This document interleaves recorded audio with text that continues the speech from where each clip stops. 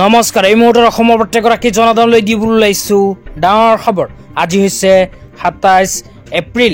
আজি অসমৰ লাখ লাখ দুখীয়াসকললৈ কেইখনমান চৰকাৰী আঁচনি লৈ দিবলৈ লাইছো ডাঙৰ খবৰ। তো যিসকল মানুহে ভিডিঅ'টোত ক্লিক কৰিছে অনুগ্ৰহ কৰি ভিডিঅ'টো স্কিপ নকৰি প্ৰথমৰ পৰা শেষলৈ চাই থাকিব, কিয়নো এইটো ভিডিঅ'ৰ মাজত কৃষকসকলৰ পৰা আৰম্ভ কৰি মহিলাসকললৈ কেইখনমান গুৰুত্বপূৰ্ণ খবৰ প্ৰদান কৰিম। অনুগ্ৰহ কৰি ভিডিঅ'টো স্কিপ নকৰি প্ৰথমৰ পৰা শেষলৈ চাই থাকিব। লগতে মোৰ চেনেলত নতুন হ'লে প্লিজ চেনেলটো ছাবস্ক্ৰাইব কৰি মোৰ লগত থাকিব এনেকুৱা নতুন নতুন ভিডিঅ' সকলোতকৈ আগত পাবলৈ। তো বলক ভিডিঅ'টো আৰম্ভ কৰি আজি প্ৰথমটো গুৰুত্বপূৰ্ণ খবৰৰ বিষয়ে বিস্তাৰিত জানি লওঁ। তো আজি প্ৰথমটো গুৰুত্বপূৰ্ণ খবৰ হ'ল অটল পেঞ্চন আঁচনিলৈ।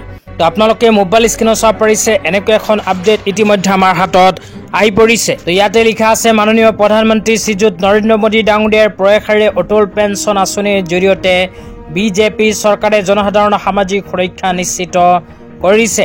তো ইয়াতে কোৱা অনুযায়ী লাখ লাখ শ্ৰমিক দুখীয়াসকলৰ সামাজিক সুৰক্ষা প্ৰদানৰ উদ্দেশ্যে ভাৰত চৰকাৰে আৰম্ভ কৰিছে অটল পেঞ্চন আঁচনি। তো এইখন আঁচনিৰ জৰিয়তে কি লাভ হ'ব, কোনবোৰ মানুহে আবেদন কৰিব পাৰিব, ক'ত গৈ আবেদন কৰিব লাগিব, সবিস্তাৰে এতিয়া আপোনালোকক জনাই দিছোঁ। অনুগ্ৰহ কৰি ভিডিঅ'টো স্কিপ নকৰি চাই থাকিব। লগতে ভিডিঅ'টো শ্বেয়াৰ কৰি আপোনালোকৰ বন্ধুবৰ্গকো চোৱাৰ কাৰণে সুযোগ প্ৰদান কৰিব। তো তাৰপিছত আৰু লিখা আছে মাননীয় প্ৰধানমন্ত্ৰী শ্ৰী নৰেন্দ্ৰ মোদী ডাঙৰীয়াৰ প্ৰয়াস অটল পেঞ্চন আঁচনিৰ জৰিয়তে বিজেপি চৰকাৰে সুনিশ্চিত কৰিছে সামাজিক সুৰক্ষা। অটল পেঞ্চন আঁচনি পঞ্জীয়নকৃত সদস্য ৬ কোটিতকৈ অধিক। তো ইয়াতে কোৱা অনুযায়ী ইতিমধ্যে ৬ কোটিতকৈ অধিক দুখীয়াসকলে এইখন আঁচনিত আবেদন কৰিছে। তো আপোনালোকে যদি এতিয়ালৈকে অটল পেঞ্চন আঁচনিত আবেদন কৰা নাই তেন্তে নিজৰ নিজৰ অঞ্চলৰ CSC চেণ্টাৰত গৈ এইখন আঁচনিত কৰিব পাৰিব আবেদন। তো আবেদন কৰাৰ পিছত কি লাভ হ'ব সেই বিষয়ত এতিয়া আপোনালোকক জনাই দিছোঁ। তাৰপিছত লিখা আছে পঞ্জীয়নকৃত সদস্যসকলে ৬০ বছৰ বয়সত লাভ কৰিব ১,০০০ টকাৰ পৰা আৰম্ভ কৰি ৫,০০০ টকাৰ পেঞ্চন। এইখন আঁচনিত যিসকল মানুহে আবেদন কৰিব সেইসকল মানুহৰ বয়স যেতিয়া ৬০ বছৰ সম্পন্ন হ'ব তাৰ পিছত ১,০০০ টকাৰ পৰা আৰম্ভ কৰি ৫,০০০কৈ টকা এইখন আঁচনিৰ জৰিয়তে লাভ কৰিব। ইয়াৰ লগতে আৰু কোৱা হৈছে ২০২৩-২৪ বিত্তীয় বৰ্ষত এতিয়ালৈকে নাম ভৰ্তি হৈছে ৭৯ লাখতকৈ অধিক। তো ইয়াতে দিয়া তথ্য অনুযায়ী ২০২৩-২৪ বিত্তীয় বৰ্ষত ৭৯ লাখ মানুহে এইখন আঁচনিত কৰিছে আবেদন।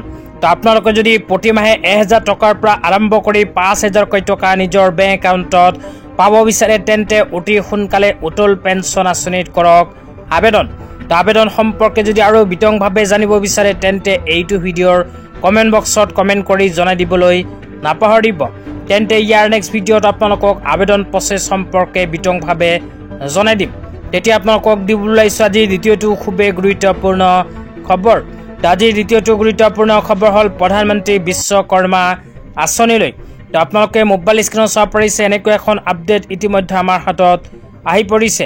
তো ইয়াতে লিখা আছে কৰ্ম কুশলতালৈ কেন্দ্ৰীয় চৰকাৰৰ স্বীকৃতি প্ৰধানমন্ত্ৰী বিশ্বকৰ্মা আঁচনি। কেন্দ্ৰীয় চৰকাৰৰ ১৩,০০০ কোটি টকাৰ অভিলাষী প্ৰকল্প। তো কেন্দ্ৰীয় চৰকাৰে প্ৰধানমন্ত্ৰী বিশ্বকৰ্মা আঁচনিৰ বাবে ১৩,০০০ কোটি টকাৰ অনুমোদন জনাইছে। লগতে কোৱা হৈছে নিকটৱৰ্তী ৰাজহুৱা সেৱা কেন্দ্ৰত পঞ্জীয়ন। তো আপোনালোকে যদি এইখন আঁচনিত আবেদন কৰিব বিচাৰে তেন্তে নিকটৱৰ্তী ৰাজহুৱা সেৱা কেন্দ্ৰত গৈ কৰক আবেদন। তাৰপিছত কোৱা হৈছে হিতাধিকাৰীসকলক প্ৰধানমন্ত্ৰী বিশ্বকৰ্মাৰ প্ৰমাণ পত্ৰ আৰু পৰিচয় পত্ৰ প্ৰদান কৰিব। দক্ষতা আৰু বিকাশ লগতে প্ৰশিক্ষণ প্ৰদান কৰিব। তাৰপিছত কোৱা হৈছে যন্ত্ৰ পাতি ক্ৰয়ৰ ক্ষেত্ৰত ১৫,০০০কৈ টকা প্ৰধানমন্ত্ৰী বিশ্বকৰ্মা আঁচনিৰ জৰিয়তে লাখ লাখ দুখীয়াসকলক প্ৰদান কৰিব। একেবাৰে শেষত কোৱা হৈছে দুটা পৰ্যায়ত ৩ লাখ টকা পৰ্যন্ত ঋণ প্ৰদান কৰিব প্ৰধানমন্ত্ৰী বিশ্বকৰ্মা আঁচনিৰ জৰিয়তে। তো যিসকলে প্ৰধানমন্ত্ৰী বিশ্বকৰ্মা আঁচনিত আগতীয়াকৈ আবেদন কৰিছিল সেইসকলে ইতিমধ্যে ১৫,০০০কৈ টকা লাভ কৰিছে। আজি ইমানেই।